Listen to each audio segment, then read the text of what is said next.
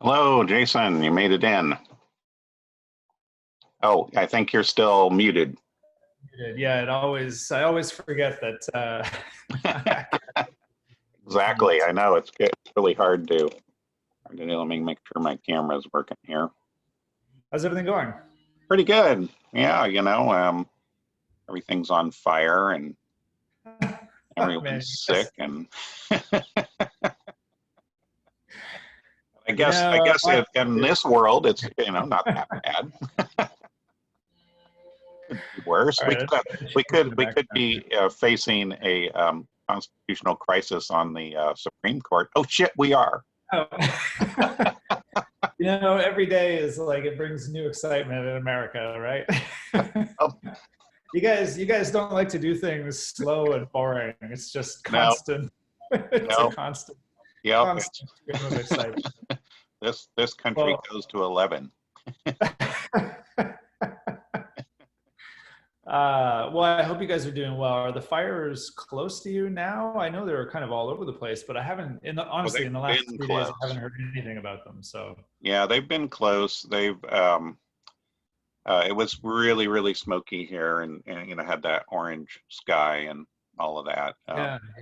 So it's been really bad air quality, but in this particular set of fires, it didn't come close to the university or anything. 2 years ago it did, but it was like a mile away. Mm-hmm. But yeah, this time it didn't. When we were in California for the year, well, I mean, it was all you were here during that time, weren't you? Mm-hmm. Yeah, absolutely. Yeah, that was a bad fire year, but it just seems like every year nature's taking it up another notch. So yeah, when you look at that graph, right, it seems to be on an exponential growth, doubling every 2 years. That's unsustainable. That's putting it mildly. Yep. I guess that's it's taking a good attitude towards it, though. If you fire, that's unsustainable. Well, we just got to get out there and do some more raking, right? Just like President Trump says. Yeah, it's all about poor forest management. Yeah. Yeah, and I mean, you almost have to have never stepped foot in a forest to realize how unmanageable that actually. Yep. It's like, who's going to rake these things? I know. Yes, I don't think he's ever stepped foot in a forest. So yeah. Yeah. He's pretty out of touch. Oh well. Yeah. Well, yeah. It looks like we've got. I was checking the participants. Look, we're getting a good crowd as usual. So this will go fine.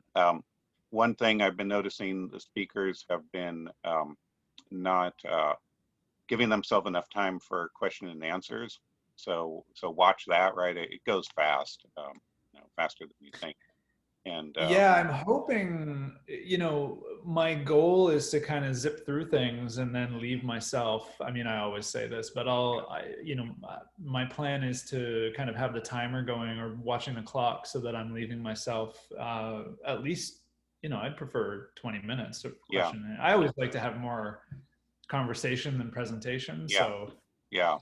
And I don't know if it's going to work for you, but I've been letting the people that need to get off to another class go, and then letting people that want to stay and interact with the speaker another 10-15 minutes after the talk, if you've got time for that.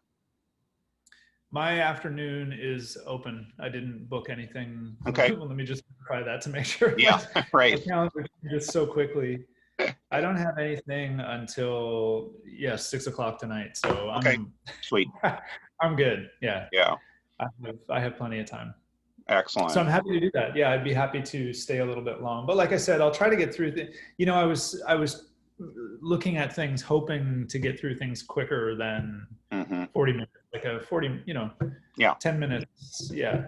I think that's Also, I'm good. expecting the usual 2 minutes of trying to figure out how to get Zoom to Right. like show my click throughs as I'm advancing slides. Yep. I gave a version of I gave a version of this talk a couple months ago, Hmm. and I went through my entire slide deck, Hmm. and only then did anyone say to me, "Did you only have one title slide?" Yeah. Because it was Awesome. on my screen I'm advancing Right. Right. through, like everything. I'm doing a screen share, Yep. like, they must be seeing exactly what I'm seeing. Yep. 30 slides later, Yeah. somebody asked me, you know did Right. you have you were saying a lot of stuff as if there were maybe slides for Right. that. Did you have more than one slide? Like, yeah. On this graph in my head. Not a single text message, not a nothing. Total silence, right? Anyway. Well, I did that, So not I quite think as bad. I did that on a lecture, recorded lecture, and I played back the lecture, and it was that, right? Just the title slide. yeah. And so I just said, God, Christ, I just put 2 hours into this. So I sent the students a message. I said, here's the PowerPoint. Just click ahead by yourself while you're listening.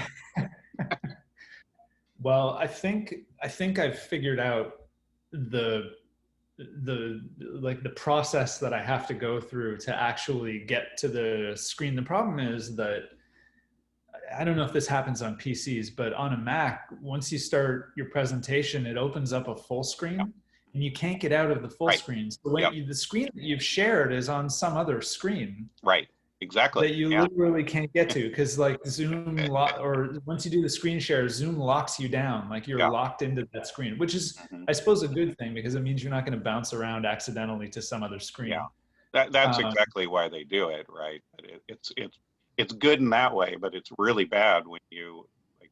It would be nice, I think, if we had a little window that showed what your audience is seeing, right? yeah, Rather than yeah. just you get to see what you look like, but it would be really great during the screen share if there was just some way that I could be confident what my audience is seeing. Yeah, definitely. Yeah. So many things that I mean, the last few months has just been one technical Yeah. challenge after another, trying to figure out, how to accomplish things that you used to just do by getting on a plane and flying halfway Right. across the world. That's right. Yeah, well, it's too bad. Too bad we couldn't do this live. I know I was trying to get you Oh, up yeah. here when you were here, and then, but it's good. That one thing about this is that I have. I think I sent you the list of speakers for this, but I got people from all over the world, right? Which would never have happened otherwise. So Yeah. that's a really Yeah. good No, thing. it's great. Mhm. Yeah. Hey, there are benefits and downsides. And, Mhm. I think, some, maybe when we get out of this, people will be used to this kind of interaction, so at least some of our interactions can stay this way and we Yeah. can take advantage of them. And Hmm. all the technology, you know Yeah. they're moving pretty quickly to try to figure out how to get over these little hurdles, like Hmm. sharing your screen effectively. But yeah, we'll see how it goes. I gotta tell you, I mean, I'm missing all of the in-person stuff. There's something Oh, me about, too. especially in the classroom, Hmm. I just started lecturing online Yeah. a couple of weeks ago. I've done a couple of lectures now, and there's just something Hmm. missing from the interaction, especially if you teach philosophy Yep. and you're doing more Yeah. interactive discussions where you're Hmm. wanting to get Yeah. people's reactions and get them to talk and consider things, and Oh, just it's kind so of much easier. if you use the Socratic method, there's just no way to do that online. It just doesn't work. No, it's very hard. Plus, it's in class interactions are the only way I can shore up my fragile ego.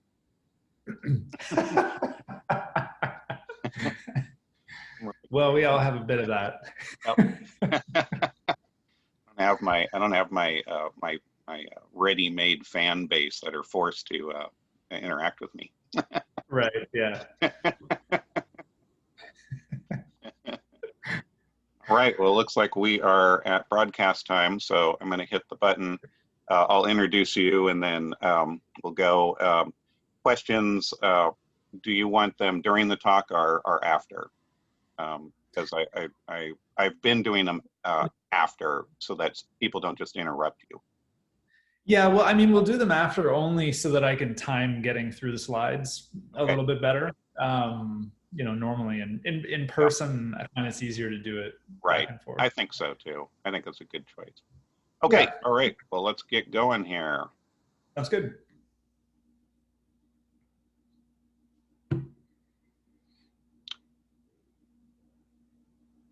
Hello, everybody. I see everyone's filing in now, and we're going to get started on today's talk. And let me make sure that we're recording. We are recording. And today we have our third talk in the series, a forum in law, ethics, and society. And we have a great opportunity of speaking with Dr. Jason Millar, and I'm going to read off a little bit of his bio. I couldn't read his whole bio because it would take the whole talk, but let's get a couple of things in so you know who you're talking to. Jason Millar is assistant professor at the School of Electrical Engineering and Computer Science, University of Ottawa, with a cross appointment in the Department of Philosophy. He holds a Canada Research Chair in the Ethical Engineering of Robotics and Artificial Intelligence. He is also a faculty member at the Center for Law, Technology, and Society, University of Ottawa, and leads the AI and Robotics Research and Engagement Cluster at the University of Ottawa's Institute of Science, Society, and Policy. There's a ton more. We're not going to get into it so that he actually has time to present to you today on COVID tracking, which I think is one of the other layered cascading emergencies that is hitting us all, and really going to be interesting to hear some of this. So please put your questions in the Q&A function, and we will get to those. Jason's also said that he could stay a little bit longer after the talk if you want to talk to him in person. So then we'll open up the mics and let everybody talk in person at that moment. Okay, so let's get started today, and it's my great pleasure to give the floor to Dr. Jason Millar. Well, thanks, John. I really appreciate it. I'm really happy and excited to be here. I know that for a few years now, I've been wanting and hoping to get to Sonoma State. Unfortunately, with the current situation, can't be there in person, but I think this is obviously the next best thing. I'm going to be talking to you today. Just give me a second to share my screen, and I'll try to get that going. Oh, so John, I'm getting a notice saying that the host has disabled attendee screen sharing. We probably should have tested this in advance. Okay. But oh yeah, that's yeah, why I they think I give have to us be that promoted. time. Someone needs to promote me, elevate Okay. my status. I can. But I'll keep talking in the meantime. I'm going to be talking about a project. Well, as John mentioned, a project that we've been working on at my lab at the University of Ottawa. Let me try that now and see if that works. The screen sharing. Excellent. Okay. Let's do this. Let's share. Now I need to do this. And I need to do a new share. Okay, I'm gonna do a quick test. This is you should be seeing my title screen. And I see it, so we should be good. Yeah, and then, but I'm going to click through. Did you see it change to Yes. today? Mm-hmm. Okay, perfect. We're working. Everything's going well. So, yeah, so today my plan is to give you a quick introduction to my team, like a one-slide introduction to the team. I'm going to be talking about this research that we've taken up at my lab at the University of Ottawa, where we've been thinking a lot about, in the context of this global pandemic, thinking a lot about people's response, specifically the technological response coming in the form of contact tracing and exposure notification apps. I'm going to throw a lot of sort of general thoughts that we've had on this topic, frame it in terms of the kind of ethical and legal issues, give you a little bit of a sense of what my take on these apps is and how we should, respond moving forward.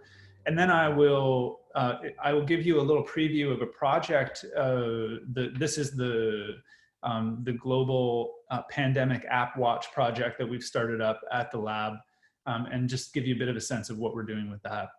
So the team, just quickly, I need to acknowledge them. They're just a fantastic team. So there are really five of us working on this. Three of us are professors, Canada research chairs. Teresa Scaza is, in Canada, well-known, actually internationally well-known privacy law scholar and intellectual property law. Kelly Bronson's a CRC in Science and Society, also very well-known in the kind of STS field. And we have two amazing law students who are working as AI and Society fellows out of the Center for Law, Technology and Society at the University of Ottawa. So they've really been the core team that have been doing all of the key thinking on these topics that I'll be talking about with you today. And of course, this is a rapidly evolving project as it has to do with this, everything going on with the pandemic. It's not like a normal academic research timeline where you kind of plan 2 years in advance and you start putting projects in place. I mean, we've been moving really quickly, and I think what you'll see is that kind of speed and uncertainty of everything that's going on will be reflected in the GPAW project as I start talking about that with you. So let's move on. So I'm starting with this quote. I mean, these are unusual times. I was talking to John a little bit about this before everybody got into this meeting. These are unusual times, right? We're dealing with a lot. And I'm going to make the I hope not bold statement, but the very reasonable statement that with regards to this pandemic, we're currently living in desperate times. I put in parentheses, are we? Because I realize, and I want to acknowledge that, we've taken a global comparative look at the technology response to the pandemic. And certainly as a Canadian living next to the US, you get a lens into how different politics and the and responses to all sorts of global issues are. On this one in particular, I put it in parentheses. Are we in desperate times?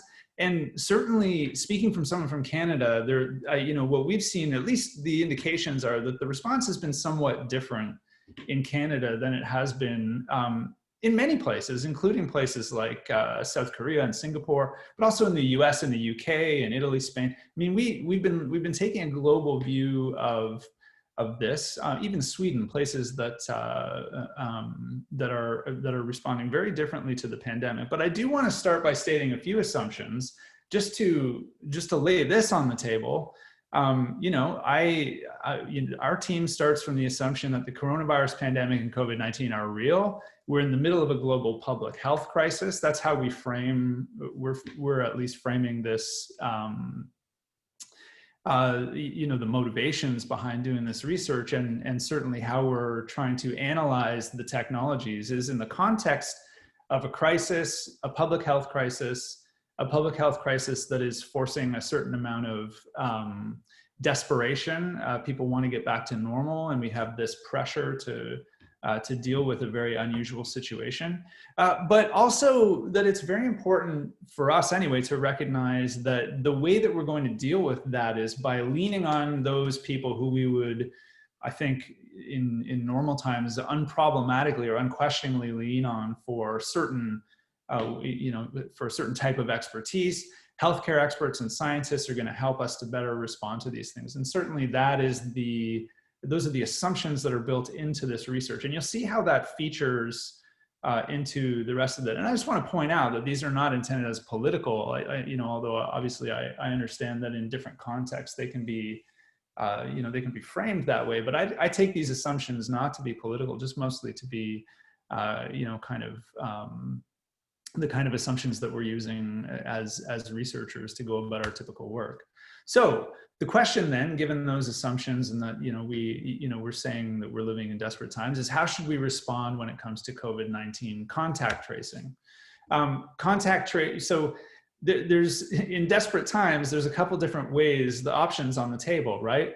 Well, there are always these kinds of options on the table, but in desperate times, we would maybe lean towards one. Option one, the kind of response you could take in any situation, but certainly in desperate times, is a kind of knee-jerk reaction associated with that kind of Kahneman fast thinking mode where it's heuristics based. You're you're reacting using modes of reacting that are familiar to you rather than slower and well-reasoned. And option two is that more considered reaction, slow thinking, something that's evidence-based, so it takes time to develop a position. And what I want to argue is that, when it comes to analyzing which are the desperate measures here, certainly option one is the kind of desperate measure that is, I think, more applicable to characterizing exposure notification and contact tracing, these what we're calling these enact apps. So, and I'll get into the details of those in a minute for those of you who may not be as familiar with them. But certainly manual contact tracing, and I'll talk a little bit about that, is more like the option two. It's the considered reaction, it's the slow thinking, evidence-based reaction. And I'll give you a sense of why I characterize things that way. And let's start by talking about manual contact tracing. Again, I assume that this is just sort of the basics. So manual contact tracing is what public health has historically done and continues to do when they're dealing with outbreaks of diseases. So manual contact tracing is pretty straightforward, and you've most likely heard about this in the news over the past 6 or 8 months. Somebody gets a diagnosis that they have a positive case of whatever disease it is that's an outbreak. It could be some sort of flu, it could be the coronavirus, whatever, some sort of communicable disease. And in this case, it's based on test results. So you get a test, you get a positive result.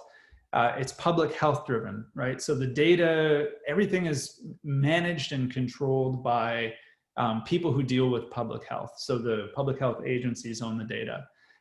They then, the way that manual contact tracing works is they then get in touch with the person who gets the positive test, they being public health.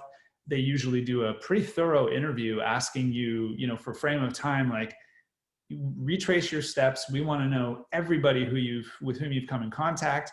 And then they actually get those people's contact information and phone them and make sure that they are clearly aware of the fact that they have come in contact with somebody or were likely came in contact with somebody who had this positive test. So then there's, follow-ups and procedures that get put in place to manage this manual contact tracing. It's time consuming, it's difficult, it's expensive.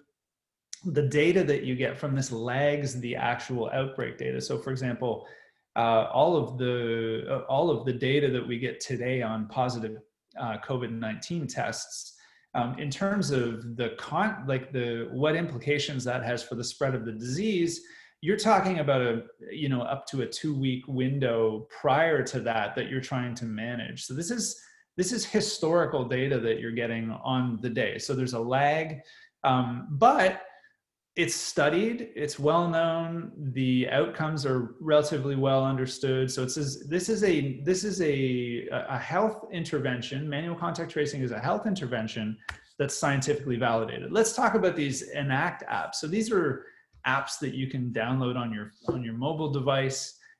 They have only just recently started to emerge, probably in the last 4 or 5 months. It took a while, obviously, to get these things spun up. Most of them are voluntary. You download them off your app store, so the Google or Apple App Store. There are different ways that these enact apps are supposed to do exposure notification and contact tracing.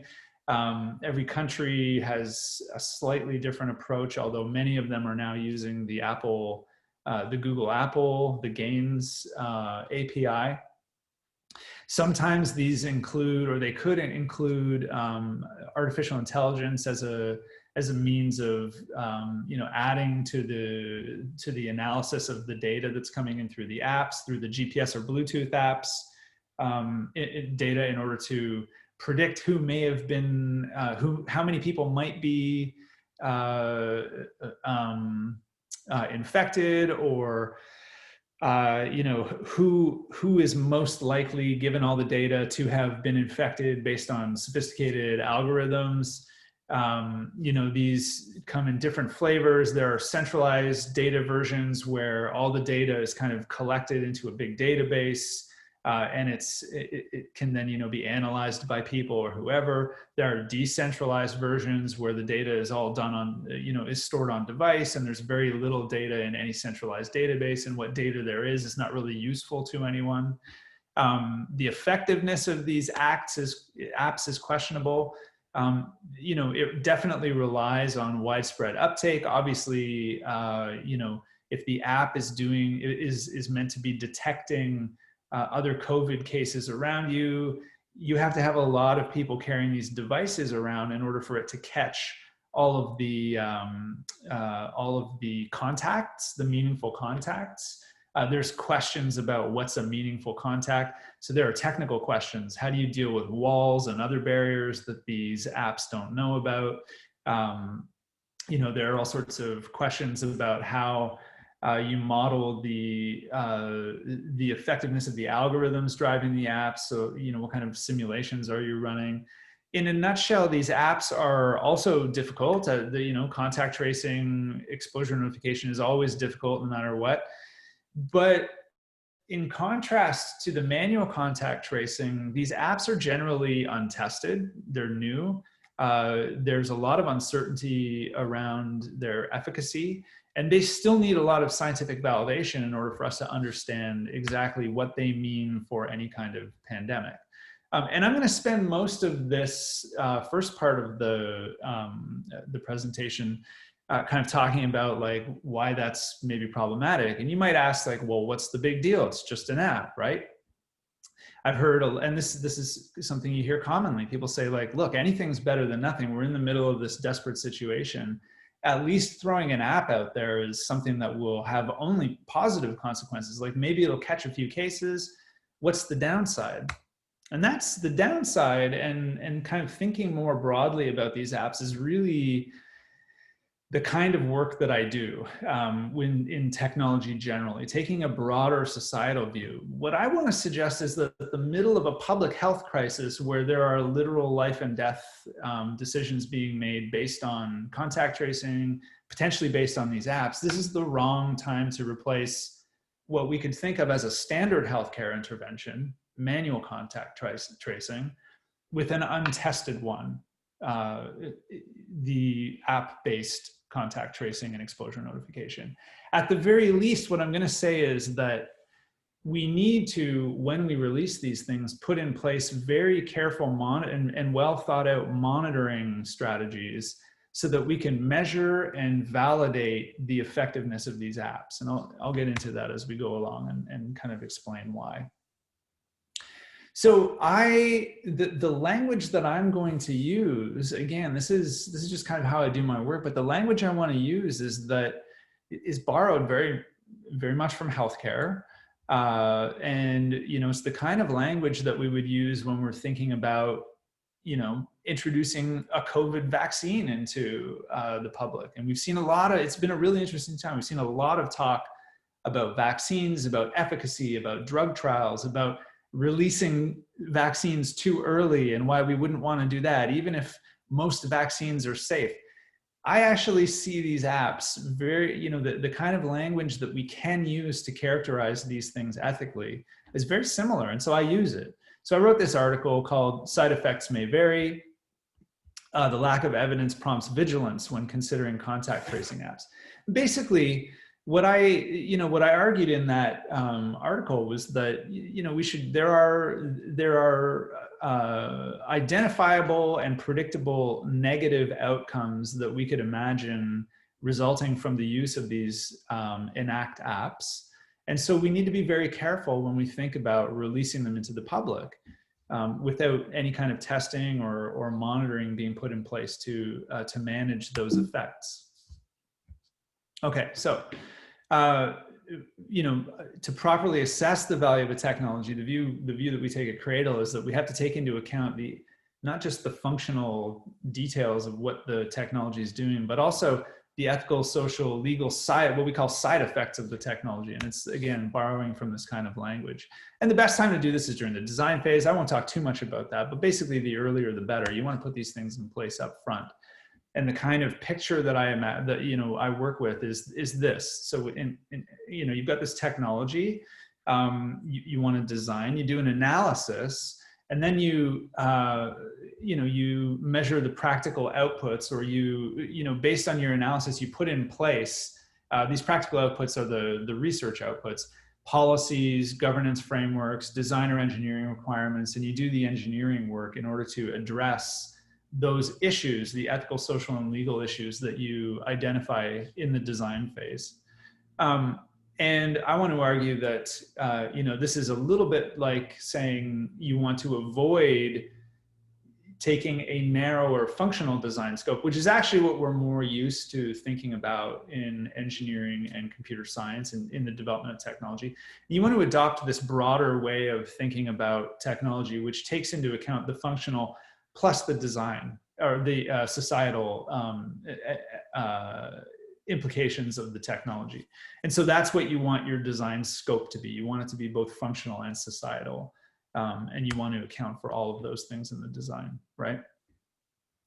So, to tie this again to the contact tracing, it's the difference between taking a functional design scope where all you're worried about is whether or not you can generate numbers on the app that will give you some indication of whether or not there's been a contact between two COVID people, and then broadening your design scope to taking those effects into account, but also these other societal effects.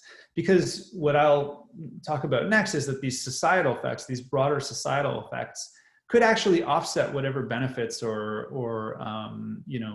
whatever benefits you're getting on the contact tracing side. Okay, so let's see how that works. And this is about framing, right? If you frame the design problem too narrowly, I would argue that you're going to ignore important risks and benefits that you could gain from using any kind of technology. In this case, these Enact apps. So why is it good to take this broader approach? Well, if you anticipate and analyze the broader effects of these contact tracing apps, it gives you a more accurate risk-benefit profile for everybody involved: the app, tech developers, policymakers, public health agencies. Helps the public make better informed consent decisions about participating in the use of these apps, and so on and so forth. Okay, let me give you a few examples of the, in our research group, the kinds of societal effects that we've been thinking about. So, this is to offset the notion that, hey, just throwing an app out there, at least it's better than having nothing.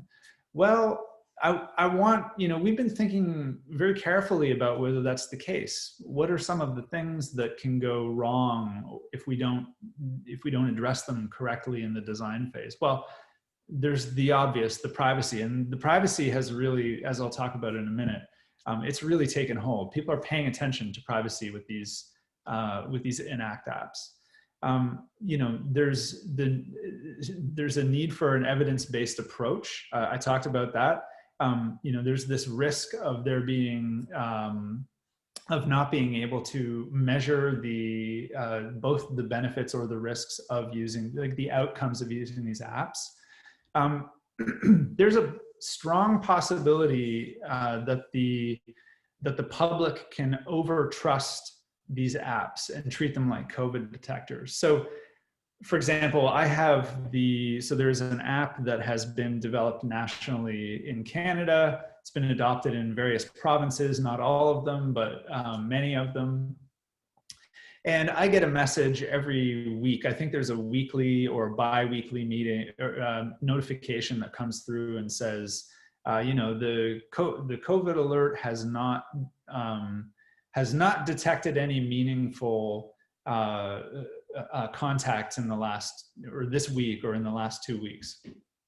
And the first time I got that message, I thought, oh, that's great. I haven't been in contact with anyone who's got COVID. Then I realized, in Canada, I think we have maybe right now it's like maybe a 15% uptake or 5% uptake. It's a very low number. It's much lower than there's some question about what you would need for it to be fully effective, 50, 60, 70%, 40%. We're nowhere near that. In fact, nowhere in the world has, I think, anyone really come near that kind of adoption rate. So there's a false sense of security that I get from this app, and I understand how these app works. I study these, for a living.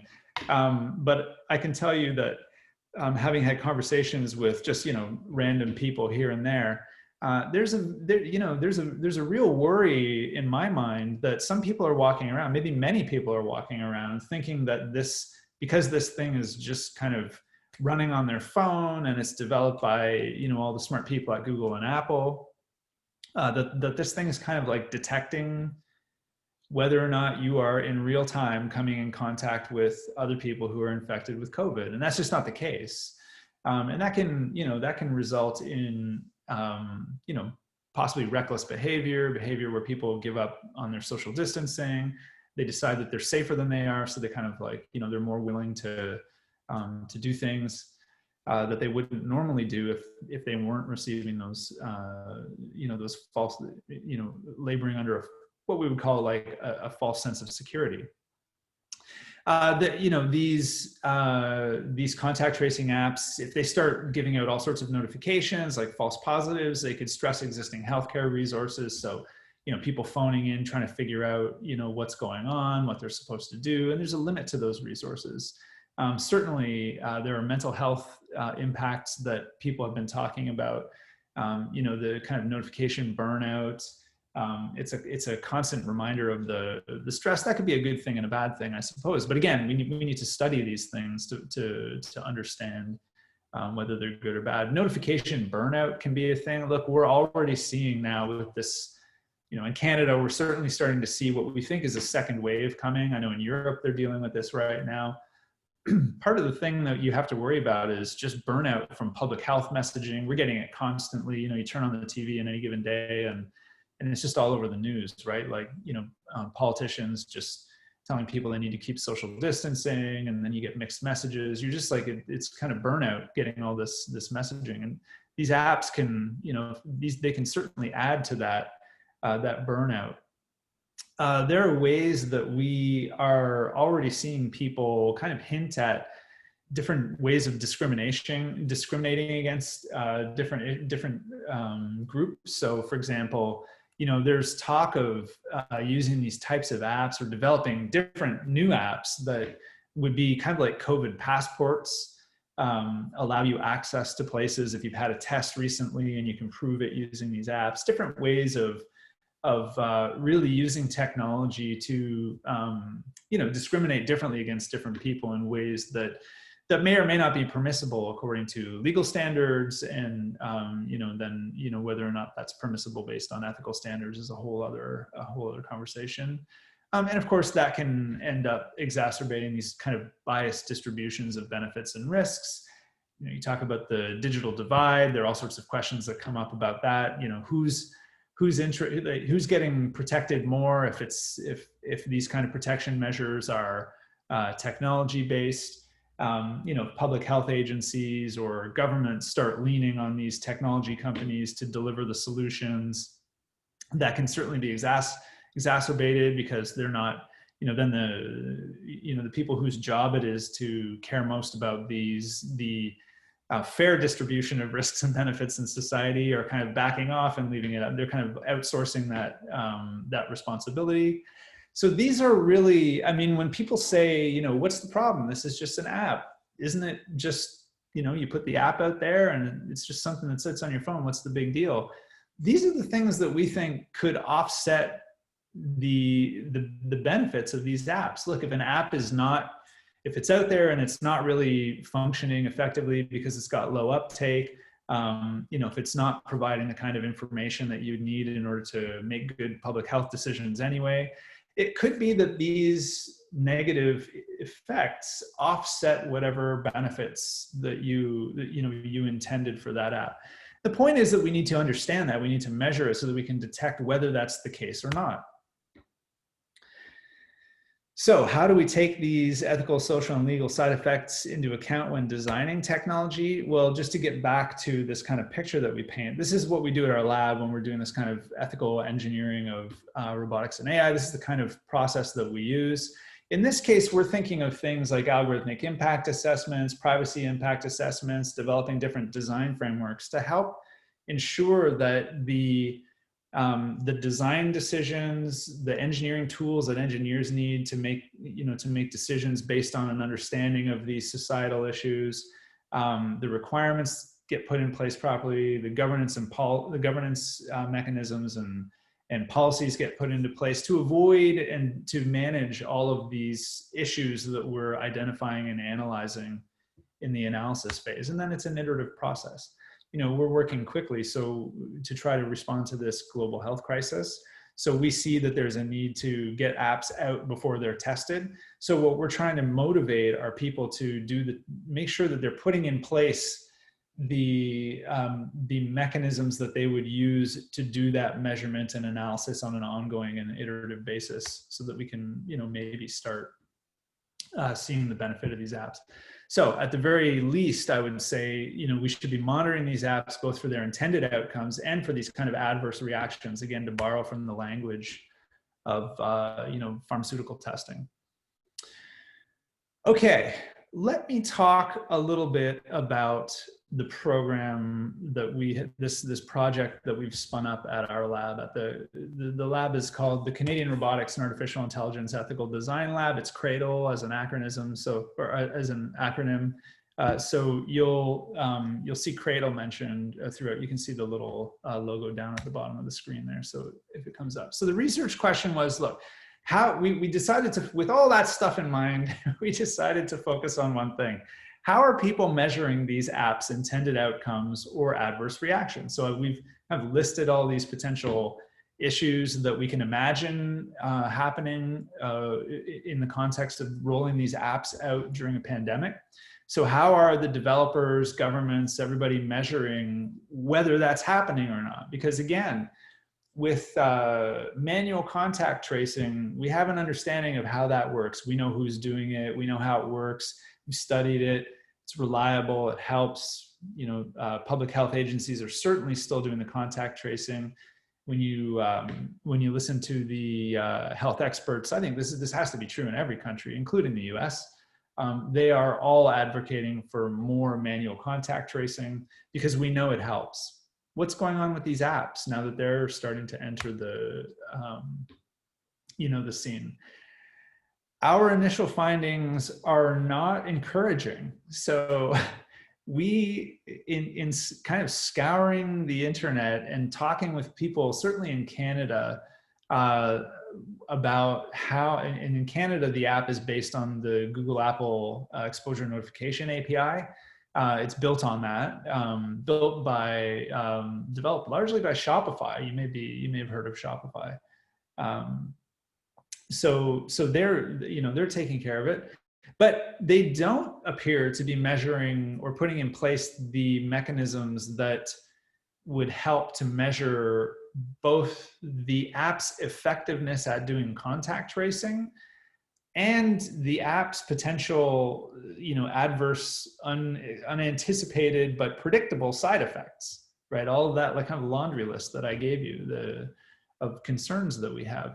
Now, I say they don't appear to be measuring because there's been a slight problem with some transparency here. So we're trying to figure it out, right? It's not the case. We don't know for sure whether they are or not, but it doesn't appear to be the case that anything's put in place to measure it. And I'll get into, that ask, when we realized that, we immediately asked, and I mean, we're in contact with public health officials at the national level. I mean, our research team has kind of people on the inside asking these questions. So we asked why? Why is it the case that they're not doing it? And the short answer that we've come up with is kind of a hypothesis, is that they can't. They can't put in place the mechanisms to measure. And why is that? Well, our working hypothesis is that it's because these apps are built on the Google Apple API, and the Google Apple API severely restricts data collection, or at least it's designed with what you might call an overemphasis on privacy. Now, look, there are going to be cultural differences that will play into this narrative here, right? Whether or not it's an overemphasis or an appropriate emphasis or not enough of an emphasis, it depends on where you come from. It depends on the kind of privacy conversations you're used to having. The argument that I've been making is that when it comes to public health, it seems to me they've overshot the mark here with privacy. And the unintended consequence is that by using this Google Apple API and focusing so much on trying to emphasize the privacy aspects in order to gain public trust, I think they've kind of cut the legs out from under these apps. They've broken this critical data link between public health and the app developers or the people who are managing the app. The apps are designed to prevent all data from getting to public health. Public health doesn't even know, who's using the app, that's positive or negative. Nothing is given to public health. And so as a strategy for supplementing public health strategies, or as a technology that's designed to possibly supplement public health contact tracing efforts and pandemic management strategies, the app doesn't seem to make any evidence-based contribution there, if we're right. And again, we could be wrong. But the point is here that many of these apps, like the majority of apps, I would say, or like a large number of apps globally, are being developed on this Google Apple API. And they just do not allow for that link between the data about who's come in contact with who and public health. So public health really has nothing to do. And because of that, they're not really measuring anything. They haven't built any measurement metrics into this. Public health can't tell whether or not the apps, or anyone can't tell whether the apps are functioning the way that they're supposed to function. At least it appears that way. And I leave the possibility open that there's a lot going on that we just don't know about, but we're trying to get to the bottom of this. And it seems to be the case that right now, if you ask the question, how effective are these apps right now? Show me the numbers, show me the data. It would be very difficult for anyone using the Google Apple API, at least, to give you any straight answer on that, because they just don't have the data. It's built to sever that data link. And in healthcare and public health, it's maybe not a good strategy. It seems like we want that data in order to better strategize our public health response, right? So that we're not just doing knee-jerk reactions as we go through this and just relying on an app, hoping that it's going to just do something great, that we're actually using evidence to understand how to balance the positive and the negative, and whether there are negative, to measure whether there are negative things or positive things happening as a result of using this technology. Certainly governments and companies are investing a lot of money on these apps. And so it seems to make sense to want to measure that. Okay, so the idea here is that an overemphasis on one value, that's privacy, over others, fairness, health, community, can lead to unintended but predictable consequences. Why predictable? Well, because as I said, we have these ways of doing these analyses. I mean, we've written these articles pointing out that these consequences are at least possible. So in that sense, they're predictable. And we should, guard against them by designing metrics and data collection or other schemes, governance schemes into these apps or alongside these apps to help understand how the apps are functioning. Okay, now in the course of conducting this research, and given the fact that we're sort of midway, I say we're kind of midway through a pandemic, hopefully midway through, maybe a little further if all things go according to plan. We've actually at the lab, I'm going to talk a little bit more about this, the project now. So we've collected a lot of data. So we've been, creating this database where we have information about what different countries are using as strategies, what types of apps they're using. We've got hundreds, if not thousands now, of news articles categorized by country and app and whatnot. So we actually decided that a useful project would be to make this database public and present it in a way that also shines a lens on some of the issues that we've raised in our analysis. So this is a preview. So if you go to the website, it's not up yet. It will be within a week, but these are the latest snapshots as of this morning that I grabbed. So we're talking at the Global Pandemic App Watch. Here we're talking about COVID-19 exposure notification and contact tracing apps, but surely these apps will be, this is like a first generation of apps that will be developed for future outbreaks. You can manage flu seasons with these things. I mean, there are all sorts of potential uses for this. The way we've organized the website, there's this kind of landing page where you get a sort of dashboard that you can look at. We first felt it was important to let people know how these apps are classified. What kind of technology are they using? Are they using the Google Apple, the Gain API? Is it some other unknown API or strategy? Is it some other technology that we know about, but it's not falling under the larger categories? Or is it this open trace? So we categorize that. If you look up on the right there, there's a picture, so you can hover over the countries and kind of get information about what countries are using what type of app. We decided to put a heat map together that gave an indication, to our best estimate and the information that's out there, what percentage of the population have at least downloaded these apps. Again, it's not even clear how you distinguish between downloads and users. Going through, we thought it was important to put up a map that shows whether or not the use of these apps is voluntary or involuntary, or whether it's unknown. So the countries where I think it's unknown are tiny on here, or where they're involuntary, they're just like very small, so you can't really see them. But there are a couple of countries. We've provided a little bit of perspective to kind of frame why it is we chose to use these types of breakdowns. And then we have a table that goes country by country with all of the information that we have. In the table, you can click on any country, and then you will then land on a country-specific page that has the high-level snapshot of the data that we're looking for. A lot of it's unknown, but I'll get to that in a minute. And then one of the real gems, I think, of this is the database of news articles that allow anyone who is interested in researching kind of the social aspects of these technologies or the political aspects to really drill into the public debate that's been going on, and find more information and use that as a launching point to drilling deep into any country or globally. We've been collecting this information and annotating the data set for quite a while now, at least since I think it was, I want to say it's April or May. We've been doing this. So it's months and months of data that we have, all available on this publicly accessible website. So, and as far as the US goes, you'll notice that the US is grayed out in all these. It's because we're treating American data specifically or uniquely.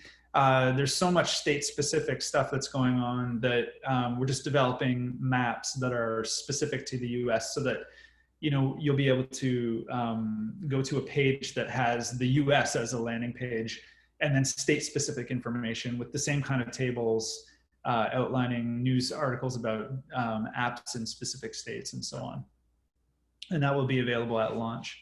The reason I want to talk about this is it's an interesting way of doing ethics research, I think, is doing this kind of, I guess what you'd call like a kind of digital humanities approach to thinking about ethics and technology.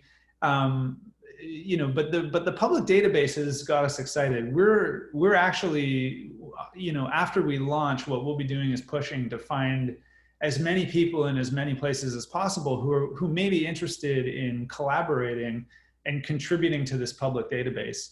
What that looks like, we'll still have to decide. But certainly we've got a format, we've got a way of putting this out there that we think is useful for the public, and that it's a really rich data set that we'd love to build on.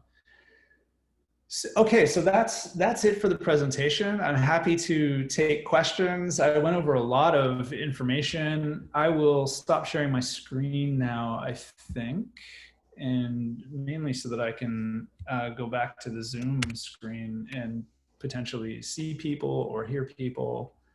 Yeah, there's quite a number of questions here, and they're spread out amongst the chat and the Q&A. So there's just a couple in chat, so maybe you want to get those done and then move over to where Q&A, where we got about 33, 34 now questions. Sure. Okay, so I'm in the chat and I'm seeing a few posts. Ask my peers.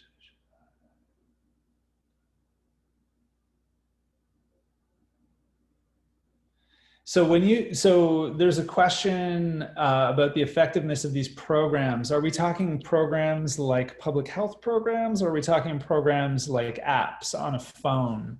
Um, I think the effectiveness of manual contact tracing, so this would be the standard public health approach to doing things, is it's as effective as the information that they get. So you can imagine getting pulled into one of these contact tracing sessions with a public health person and somebody asking you, like, think back for 2 weeks, who exactly did you come in contact with for more than 5 minutes, or whatever it'd be difficult. And then they have to get those numbers. So the contact tracing is tough, but they know, but I guess they know how it works, and they know the outcome. So they're gathering data about who you've been in contact with, and trying to get their phone number so that they can call them and follow up with them.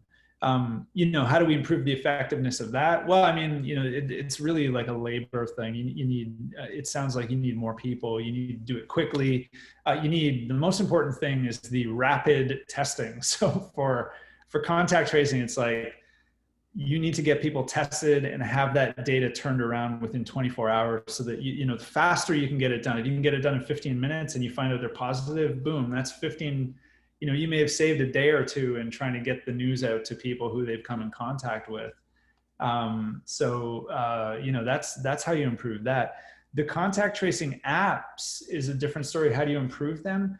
You really need to put in place, in the case of using these apps for public health, these things need to be designed in a way that we are able to measure, have some understanding of the relationship between the app use and its effectiveness at contact tracing, which right now there's really, we're hearing nothing.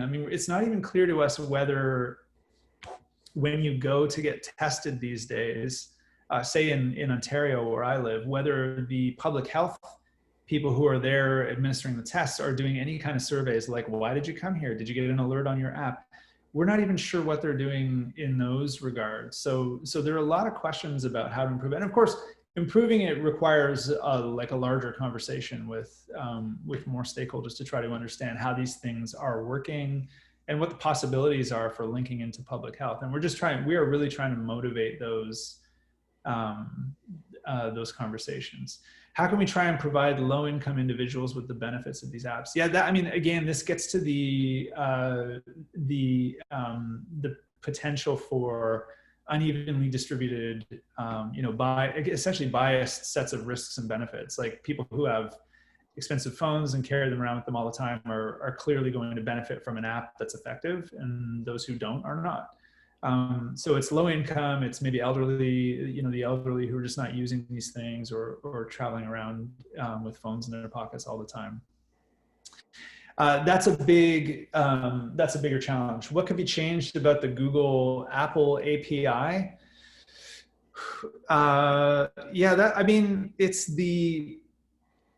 It's that right now there's no possibility of linking the data into public health agencies. So, we're trying to analyze why that's the case, why it's the case that public health is not included in the strategy here, with the Google Apple exposure.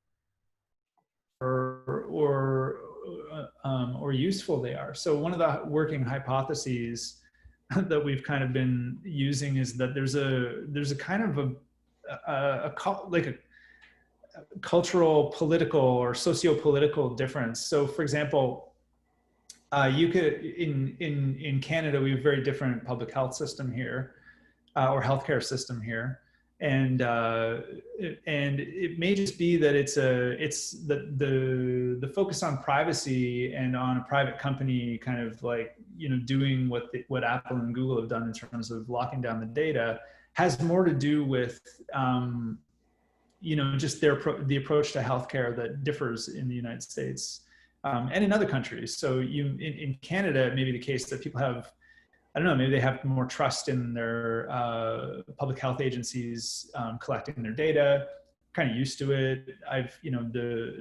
But again, these are all hypotheses. But for sure, severing that link between public health, well, just like creating apps that provide no possibility for having, for designing meaningful use statistics that allow you to make draw evidence-based conclusions about the effectiveness of the app is something that doesn't make sense to me. I mean, I get it, I suppose, from the perspective of worrying about public trust issues, but I think they've again just overshot the mark here and have not done have not maybe done the research to see whether or not people would trust it more if the public health agencies were better informed and able to really integrate these apps into a good public health strategy.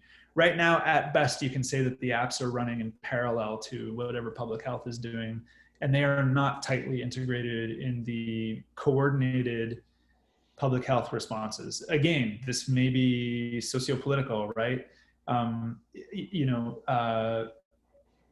can only comment as an outsider, but in some countries there have been very coordinated, top-down, consistent public health strategies and messaging coming from all levels of government, and in other countries there aren't. So this may be more, again, an artifact of the socio-political situation that exists, in, I don't know, where in California or in the US. It's hard to say. Again, these are just hypotheses, but we're trying to understand that.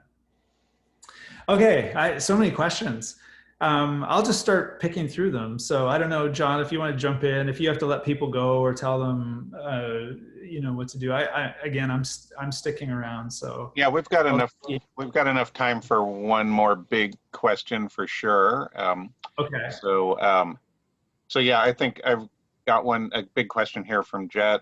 How can we make sure that the personal information being provided to healthcare authorities or other third-party companies through apps that deal with the pandemic, whether through contact tracing or otherwise, is safe when we see so many news articles talking about the integrity of personal information being compromised so often by even trusted companies that we're familiar with? So yeah, the private industry aspect. Yeah.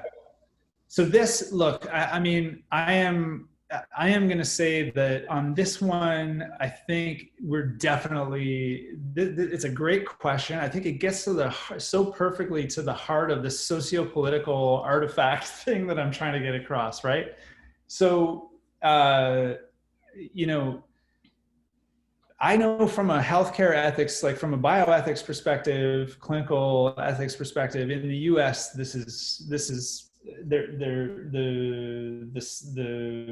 the rules are the same as in Canada where I'm from, but certainly the reaction is going to be different. So, health data is private. It's very strictly controlled.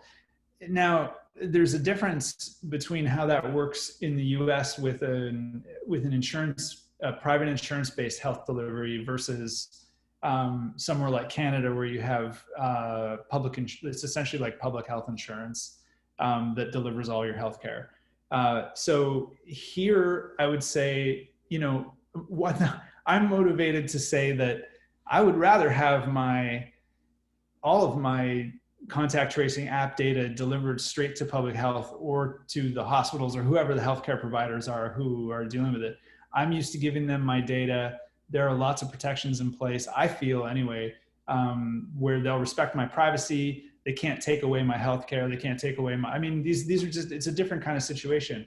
But certainly over the years, having studied this, I'm tuned into that there's this just different set of issues at play when you're more vulnerable to large corporations holding and analyzing that data, and where it's harder to distinguish. I think in the U.S., this is my outsider's take on things, but it's a little bit harder to distinguish, like between Google and between Kaiser Permanente or something like that. Like these are just two private companies. One of them just happens to sell you healthcare. The other one happens to, like, I guess, not really selling you anything, but they're selling you on the idea that you should use their services, and you use their services.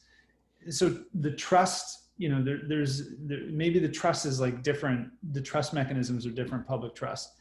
So I don't have a good answer to that. But in terms of analyzing the symptoms, I suspect that maybe, again, this like what I'm calling these kind of socio-political artifacts of where these apps come from. And it may be that, it is a much more reasonable proposition for Google and Apple to just say, hey, we're going to lock these things down so there's no possibility of data going anywhere. And that's how you should be designing these apps. And that's the most reasonable, justifiable position for that, like that cultural context. And what we're finding in Canada, and I suspect what you may find in other countries that have a slightly different healthcare system, is that the calculus is just slightly different. So, what seems like perfectly reasonable and a good, safe, secure, privacy enhancing response in one place is like, like I see it, is kind of like cutting the legs out from under public health to do good public health delivery and to get good public health data and stuff like that. I know, it's curious. I mean, but we work in this kind of, we're trying to take this global perspective and understand why is it different in places like Singapore and China or South Korea or the UK or Australia or Canada or the US. Why is one state different from another state? I mean, these are all things that we're hoping this public database will provide some insight into once we get it up and running and start seeing more people contribute to it. Excellent. Oh, you have time for one short one. So I saw a question which I think would be interesting in to address real quickly is how much do you see people worrying about strange conspiracy theories affecting the uptake of the use of these apps? Again, like this is, I watch CNN on a daily basis, and I can tell you it's very different from the CDC or from BBC. Like, I mean, you're just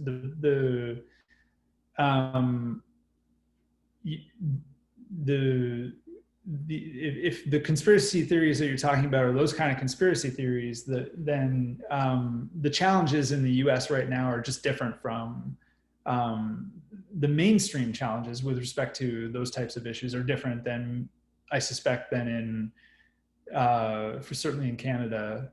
Not to say that we're immune to those, but they just don't feature as a mainstream public concern right now. So it's hard. It's really hard for me to answer something like that. So the things that you hear people talk about is like kind of more mundane, but maybe I would, just put the argument out there, like the more kind of scientifically and empirically driven concerns, like concerns over privacy.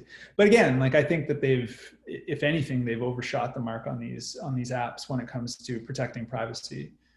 Certainly it's so, yeah, I mean, again, those kind of questions are very difficult to answer when you're just dealing with two very different, again, I don't know I don't know how conspiracy theories are factoring specifically into app use in the US. We're only just starting to see apps emerging in the US. I think it's taken a little while for, surprisingly, actually, for some of these apps to start emerging. So we're really excited to start seeing data and start watching how those, how the public discourse kind of evolves and emerges in those contexts. Excellent. All right. Well, thank you so much, Jason. That was a fantastic talk and gives us a lot to think about in this rapidly evolving thing. I'm very excited about your work and the website. We'll be able to continue to follow this as it advances. That's it for today's official talk. So thanks for everyone for coming, and we have a nice silent applause for our speaker. And Jason will be sticking around for a couple minutes. So if you want to stay longer and talk to him in person, you may do so. Otherwise, you're free to go. And I'll see you guys all next week for Dr. Laura Edwards-Leeper, who's going to be talking about issues in transgender psychology. That should be fascinating. All right, so see you guys later. And anybody that wants to ask questions, just raise your hand and I'll hit you. I'll unmute you.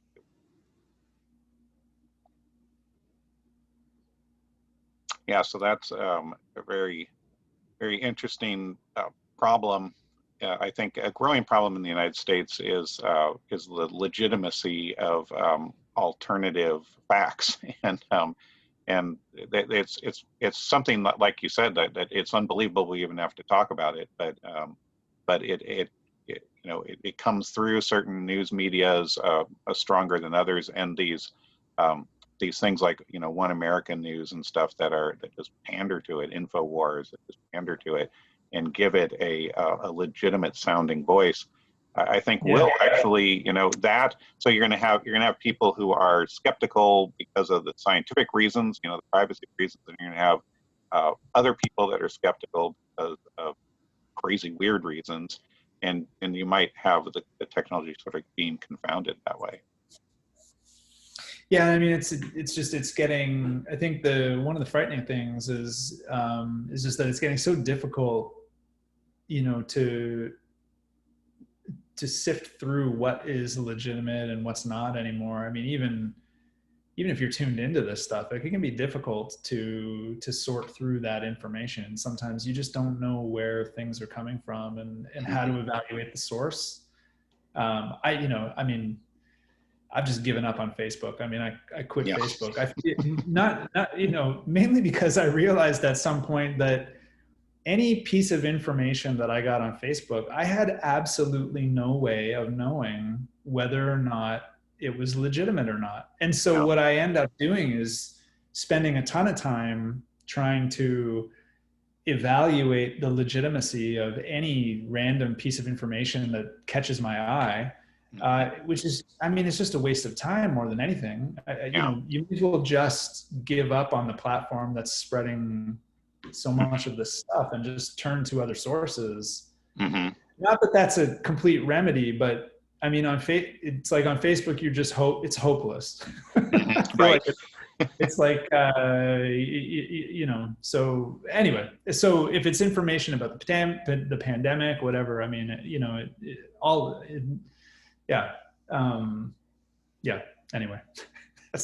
I won't go on my Facebook tirade today. Yeah, and there's always just the natural kind of fear of new technologies, and like you said, the fact that these technologies get released really quickly and in the with the background of pandemic, with people actually dying, right? So that adds a huge fear level to this. That's probably not the case with your typical app rollout, right? Yeah, and early on we realized that what seemed, I guess I didn't emphasize this much in this presentation because we're further on now. But when we started doing this research, what seemed to be working certainly in Canada was the consistent public health messaging that we were getting from every level of government, cities, provinces, federally. It was the same message. It was unbelievable. You'd never seen anything like it. Conservatives praising liberal ministers for doing a good job and responding appropriately and really caring. It was like you've never seen this before. I mean, it really was an unusual response. So we were saying things like, look, with that as the backdrop, the last thing you want to do is throw this technology into the mix that disrupts that maybe just like it distracts people from this public health messaging. It Yeah, gives them a false sense of comfort. It makes them think that they can give up on the social distancing or the mask wearing or whatever because they've got this COVID detector sitting in their pocket. hmm, So again, like it's this, it's choosing to treat these apps differently than like a Fitbit. Not that there are, aren't concerns about other technologies, but certainly there. I mean, there's a question here, like what makes COVID unlike other recent outbreaks. I mean, look, the death toll and what we know about the potential death toll is just unique here, right? Like this is not a normal thing. So we're thinking you've got this weird balance somehow where people are paying attention to the public health messaging. They're doing the things that they need to do. Don't like why mess with that with something that's just yeah, untested. You right, wouldn't like now we see like it's just the pushback to doing something like releasing a vaccine prematurely is well understood. Like, why are we pushing back? Well, because it's well understood that you need to do safety testing and all these other things. You need to follow the science. right. We've developed these things over decades, right? To have the best chance of these interventions being safe, validated, effective, and so on and so forth, Hmm. and doing more good than like vastly more good than harm. And there's no reason why we shouldn't treat, in my mind anyway, the argument that I put forward is there's no reason why we shouldn't treat this type of app with a similar kind of a scrutiny. Right. Yeah, it's the lack of data science protocols that are available, hard won in the world of medical science, and it seems to be a little bit more Wild West in medical apps. And I just think, you're right that we really need to spend some time coming up with the proper ways to test these things, and so that when they are released to the public can be uh, assured that it's going to work. That, you if apps, I mean, if vaccines, only worked, to some extent, and were dangerous, people would start losing faith in them, and rightly so. And I think that's something that app companies have to realize as well when they're entering a space like this. It's very different than, releasing a music streaming service or something. Yeah, and I mean, to their credit, I think Google and Apple understand that pretty well. I mean, Apple with their watch has been, and so I say this because I don't want to come off as just being kind of negative to the tech companies. I mean, they again, like they did, they did a great job on privacy here. So good that they Yeah, that they made that's a this great story. overshot mark, right? Right. So this is good. I mean, and I having spent time at Apple as I did, I'm pretty confident to say things like, yeah, like I kind of have some faith in Apple's commitment to privacy. They actually care about it. When you walk around the halls of Apple, people are talking about how much they care about privacy. So kudos to them. I think it's a good thing. And Apple is, I think, sensitized to these. Look, I have an Apple Watch. Like I wear these things, Hmm. and so they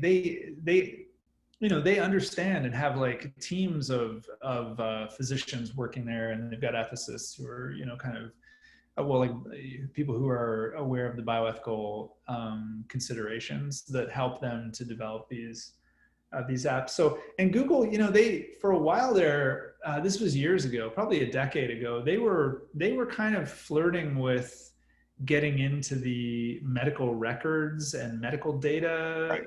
world, and they got right out of that. I mean, I think they realized the liabilities and other complexities of dealing with a healthcare system, Hmm. um, they're significant. I mean, the rules in healthcare are just different than the rules um, in other domains, like in other private sector domains. So Hmm. um, yeah. Yeah. Yeah, Anyway. that's very true. So I'd like to remind everybody that's still here with us that you can ask some questions on your own if you would like. I'm also going to read some of the ones that we hadn't got to for a couple more minutes. Yeah, sure. I'm happy Um, to go through those. Are you so, allowing people to jump in like with their yep, audio? You yeah, want, okay. Yeah, sure. mhm, I'm happy to take like to talk, mhm. to see and hear people. Yeah, yeah. It worked well last week. We'll just see if people are excited about doing Sure. that this week or not. So Yeah. what was it that drove you into this topic? Because I know you typically do work in other fields in technology. How did you get involved in this? Yeah, so I was when the pandemic started and everybody was sent home, I thought, oh, I don't need to get involved with this. I'm not an infectious disease person. I don't do this. This kind Hmm. of work. Then these apps started surfacing, and I thought, oh, so I actually have a long background in digital health technologies. When I was doing my PhD, I did a policy fellowship at Health Canada. And the thing that I was focused on at the time was using digital technologies for healthcare, but the kind of bioethical, clinical ethics aspect of it. And it just like I helped to develop a program in digital health at one of the local colleges, and I've just been kind of immersed in that world for a long time. So it felt like when the app started coming out, people were asking questions, and I just felt that pull. So it was actually a natural fit for me. Also, interestingly, the earliest incarnations of these apps in Canada, none of them were released, but we have. So we're in Ottawa, and most of the people online probably won't know the geography of it, but we're kind of halfway between Montreal and Toronto. Hmm. Toronto's like 4 hours this way, Montreal's a couple hours that way.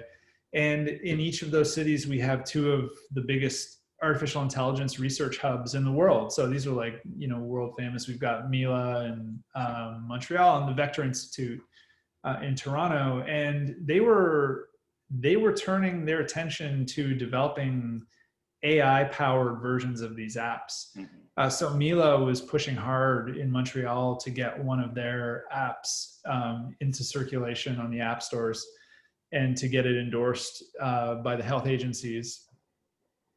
It didn't end up happening for reasons that I'm still not 100% sure about. I think it was a little bit complicated with all the AI layers. So they were building layers for doing research into the AI as well, and like researching their models Ah, and the algorithms, as well as delivering kind of like contact tracing yeah, functionality. So I think it was a little bit too experimental yeah. from not just in the sense that I was talking about, but in the like literal, like we don't, we're putting these experimental algorithms into this thing. We've modeled them. We think they're good. They're based on simulations that we ran, but Mhm. I think it was just a little bit overcomplicated for anyone at the time, so it didn't end up going anywhere. But that link to the artificial intelligence angle was really what solidified my Yeah. participation early on. So because all indications were that, like everything else these days, AI was going to play a big role in delivering these apps and the effectiveness and increasing the effectiveness, or hopefully increasing the effectiveness of these apps. Um, I haven't. We've been trying to. So that's what spun the project up. But I'm actually not sure if any jurisdiction has built any kind of AI modeling on top of anything. Certainly with the Google Apple exposure notification framework, there's no data to build anything on. So Right. you can't use it for anything other than unless you build a layer of data collection on top of the API. Yeah. And I'm not even sure to what extent they would vet that and reject it from the app store if you submitted your code and it had all sorts of Hmm. data collection layers kind of smuggled in on top of the basic functionality. Yeah, I remember a lot of talk right at the beginning of the crisis about AI was going to be, playing a huge role in this contact tracing applications.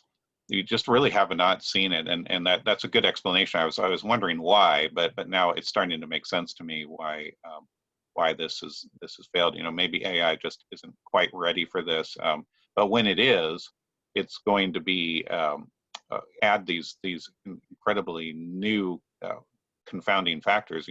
For instance, I think AI nudging will be a big thing. If the app has somehow deduced that you are at risk, it's gonna be trying to modify your behavior, right? Try to get you to contact less people and get tested right as soon as possible. That would be the right thing to do. And the app itself would have to be making that decision as if it was like a little mini doctor, right? And that's going to be quite interesting. But yeah, I don't think we're quite there yet, right? And again, it's hard to, in normal times when maybe you're dealing with seasonal flu, like these apps, they're not going anywhere. I think that I suspect that when the pandemic's over, these things will be repurposed for any other kind of Right. outbreak. Why wouldn't they? I mean, I would be happy to have something that tells me if I'm walking into an environment that's, where there's like a lot of people with the flu or whatever. I mean, right. Because in normal times, remember, we're still allowed to walk around with the flu, right? Right. Nobody forces. There's no $10,000 fine or whatever. Like nobody's enacted like those kind of strict public health measures to keep you safe from getting a cold. Right. But I'd be happy to cure it. Yeah. It is like, every winter, part of the scourge of winter is just like the constant flu seasons. And so I don't know. I mean, I imagine these things, being more mainstream where the stakes are a little bit lower, but then, you could flip them on and have them functioning. So nudging again, like the ethical calculus changes, whether you're in a pandemic situation versus a regular flu season. Right. Versus like the Fitbit that's telling you to get your 10,000 steps in and nudging you in all sorts of interesting ways. I mean, there are, I think I take it to be a pretty straightforward case that there are certain cases that nudging is perfectly morally acceptable. And in other cases it's problematic. Yeah. It all depends on, various considerations around informed consent and the purpose of the nudging. So like what's the intent, right? Similar kind of things. To what extent do you trade individual rights against collective goods? Like it's all the same kind of stuff that we've been dealing with. But this is what I find interesting about the privacy thing, is that this is what we're used to dealing with in public health. Public health agencies do this all the time. That's their history. Their history is making these calculations and understanding, like, when do we draw the line between individual rights, right? Like when would we force someone to get vaccinated? Well, if you're going to put your kids in public schools, that's when you force people to get them vaccinated. You don't have to get them vaccinated. You just have to homeschool or something like that, right? Like it's those types of nudging that we've already got a lot of policies existing to help us deal with. And I suspect that there's no reason why we couldn't come up with good policies and governance frameworks for dealing with these apps, especially since they're dealing with public health issues rather than just individual choice. There's a clear collective impact on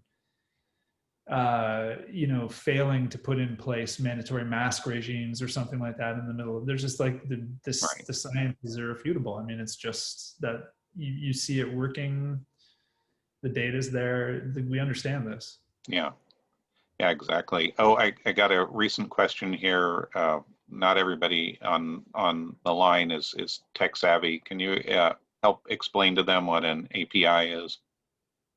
So API stands for, let me get this straight, Application Programming Interface. So, there was a time in computer science history where if you wanted to build a program on a computer, you had to write every bit of code right down to, this probably won't make sense to people, but it's like you had to manipulate through your coding, manipulate all the little memory bits and like send, like there were no operating systems. Now you had to write the operating system. You had to do all this stuff yourself. Then computer scientists started to build layers of abstraction into this whole process. So, instead of, it's the best analogy is like, there was a time when if you wanted to nail two boards together, you had to go to the local smith and tell him to make you some nails, and he'd just make you whatever, he or she would make you whatever kinds of nails they typically made. You want some slightly bigger nails, slightly small? I don't know. What kind of nails do you want? Oh, about this big. Well, now you go to Home Depot and you buy standard nails, right? They've taken a lot of the thinking out of, what it means to buy nails. You get them this big or this big, and there's different bins, and everybody sells the same nails. That's the story of engineering. It's standardization. So in software, the way that they've kind of standardized things is by building layers of abstraction, where if you want to print something on your screen, you just call a print function. The print function is a thing that will just put stuff on your screen that's of a specific type. You can tell it to draw a circle by using the draw circle function or whatever. Then like more layers of abstraction, then there's a whole, there's a programming interface that's basically a bunch of code that you can just, they've got these standard functions. You can just say, look, if you want to log into something, like into this type of server, just call this login thing. If you want to access Google Maps and put a pin on a map of your own, like wherever you want, just call the drop pin function and tell it, like give it the GPS coordinates of where you want to drop that pin, and maybe specify what kind of pin you want it to be. And then all this stuff happens in the background that you don't really control. So that's an application programming interface. It's the API is like a set of standard programming functions that make it easy to interface with a lot of complicated stuff going on in the background of that programming. So, so that anyone can build a little app that interfaces with the whole Google Maps API. You don't have to draw the map yourself. You don't have to like make sure that it's doing all sorts, like, the Google people have taken care of all that and packaged all that software up into an API that they then give you some limited access to call specific functions that have very clearly defined code for security and privacy and all that operating in the background.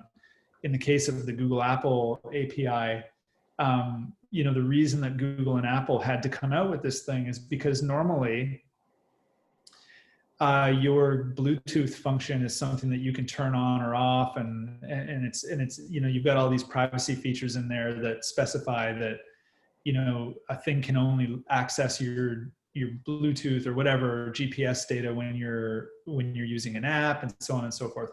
They had to override some of those standard features that are a part of their normal API in order to allow the contact tracing stuff and the Bluetooth key exchanges to happen properly. It's as if your app is constantly running around in discovery mode and trying to connect to other phones that have Bluetooth enabled. And that's not normal. So they had to create a very specific API that allowed programmers to access functions specific to contact tracing. So I hope that made sense. That's my take on APIs. It's like the difference between having to make a decision about every kind of nail and just going out and buying a nail from Home Depot. They just provide you the functions that you call, and you can't change them. Yeah, that's a great explanation, and it's what allows the apps to be interoperable with any other kinds of phones and across wide domains, right? It's what's created the app revolution that we've seen around us. But I think what's really important, and a lot of people don't necessarily get this, and I think that your talk really helped us understand this, is that those that piece of software that exists in the background is the only thing that makes all this work, has various privacy and security default settings, right? That app designers have to work with, right? It's dictated by Apple and Google and other big companies, where you're going to put your app on their store, right? Yeah, absolutely. I mean, another way of phrasing it is it's got like a lot of value assumptions built into it. So that's how I kind of try to frame things, is like these are decisions that somebody made about what values are going to trump other values. So for example, privacy is going to trump everything here. We're making no compromises. Like this is how we're developing it. There are all sorts of different ways that you could express different values through the design of that app. You could have balanced privacy against public health needs or something like that. So, and these are design decisions, and what we didn't get here was, I suppose, any kind of public discussion around this. Right. So by default, Google and Apple put these things out there, and it's built whatever way. And I know again, like I don't want to just sound like I'm dumping on Google and Apple, because I know that in the background they would have called in people with different backgrounds and expertise to have these conversations. But it wasn't. This certainly is never it never really seems like a public conversation. And in this case, like you're dealing with a public health issue. Especially when you're outside of the U.S., it's hard to really like stress this enough. Like we're using these APIs because we see value in them, and again, like they could be a good thing, but when you think in the global context, and again, this is a global issue. It's kind of rare that we get these kind of issues, to research. It's a truly global issue. We shut down airports. Like our border is closed to the U.S. still. That's unusual. It's not a normal thing. You should build a wall.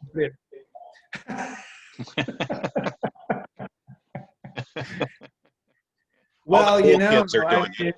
Yeah, the nice thing about our relationship is that we can just close the gate and people don't try to cross it. Right.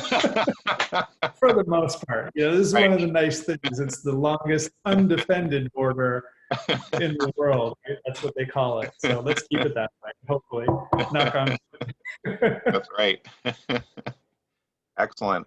All right. Well, I think we've used up an hour and a half, and that's been really great. So I'm going to stop the recording here at this point, and we can stay on the line for a second or two.